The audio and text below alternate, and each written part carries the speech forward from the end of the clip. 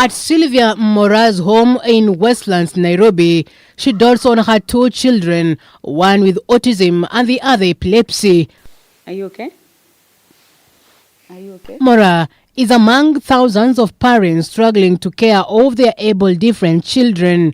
Raising her children aged between 10 and 11 years has been no walk in the park. First of all, special schools are very expensive and good ones are hardly there. And equipped good special schools are almost like non-existent. And the ones that are there asking for even $250,000. For a second, I had a crazy idea of taking him to boarding. Footing medical bills and paying for their education is Mora's greatest challenge. She is sometimes faced with a shortage of drugs, which in turn interrupts treatment routine. Because some of these medications have side effects, especially for like our CP fellows, you will find that, and anticonvulsants, they eat away on the bone. So you have to supplement with calcium and zinc and all those things. You have to do annual tests. We have to keep checking his brain activities.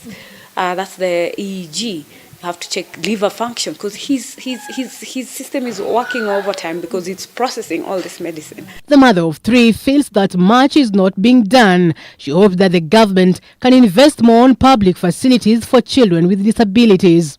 I pay for therapy from my pocket. I have to go pick my child. That means I'm missing work.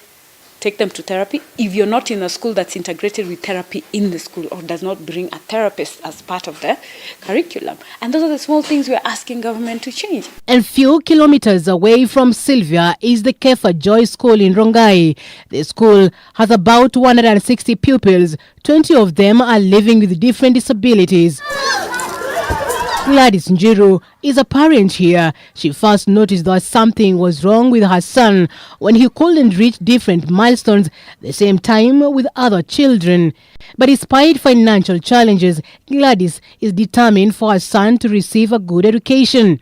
She maintains that not all parents can withstand the challenges that come up with children with special needs, and some tend to hide them following societal stigma. My call to every parent who's got a special kid, let them bring them out. You see, the fact that I accepted my son is like this and I have to deal with it, I embrace it, I find how to teach him. If he learns differently, I will teach him differently. The caregivers here are hopeful that children's rights put in place will see all accorded some privileges. So we need to have workshops where they can do carpentry, those who are good in carpentry, tailoring, IT skills, we need to give them, so we need computers.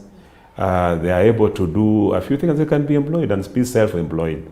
The best thing that is required is to create awareness among parents, to accept these things early. You know, when they see, they don't hide. Sandy Dosey is a language pathology specialist and an international advocate for children with special needs.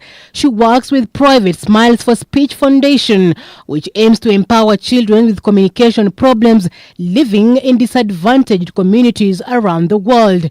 We all have differences. We all do things, you know.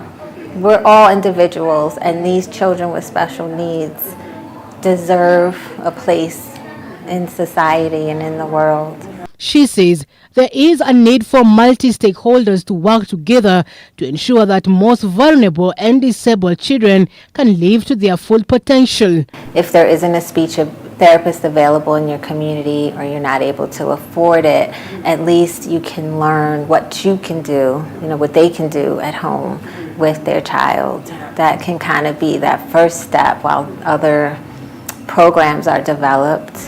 Faith Anula, K24 Evening Edition.